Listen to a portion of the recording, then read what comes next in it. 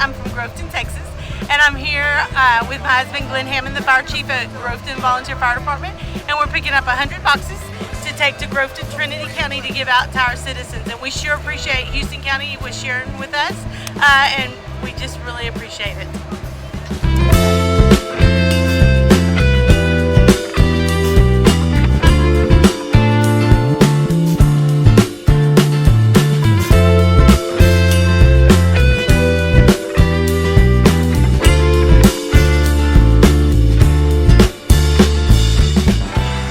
Buenos días, mi nombre es Juan, soy el chofer de este camión.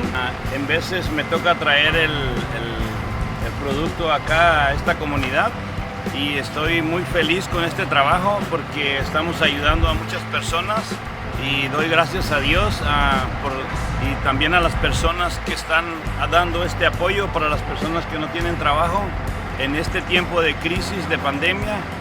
Gracias por este trabajo, gracias por este apoyo. Que Dios los bendiga a todas las personas que están involucradas en esto.